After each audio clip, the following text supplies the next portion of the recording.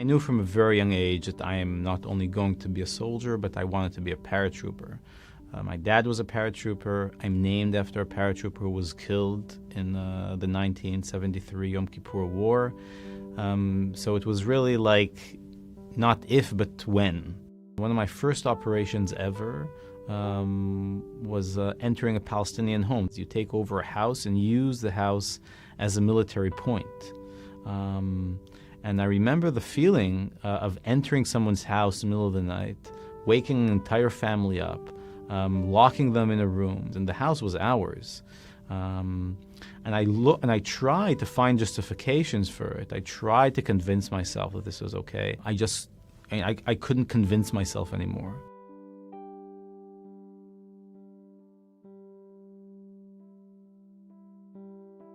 Breaking the Silence is an organization of former Israeli soldiers. We basically have come together to do a pretty simple thing, to let people know what it's like to maintain a military occupation over millions of Palestinians, and to talk about it from our own experiences.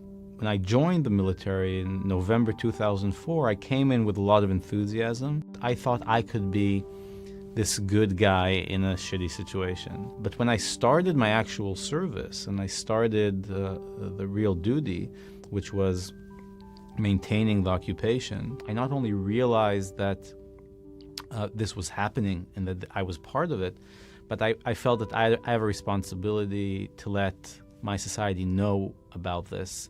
The feeling that I'm coming in to protect my society, together with the feeling that I'm actually destroying another, just couldn't fit together. What drives me and what I think is the drive behind Breaking the Silence is very simple. We're trying to pick up a mirror to our society and say, hey, look, this is a reflection. This is what you sent us to do. This is what you're sending us to do. I think specifically the voice of soldiers is important for sure for what we're trying to achieve, is to create this awareness and debate. What we're doing now is still serving our country because we were sent there and we know what it's like. So it's much more difficult to dismiss. There's an opening here. There is a possibility of actually building a community that looks the reality straight in the eye and says, this is not the way we want to continue living.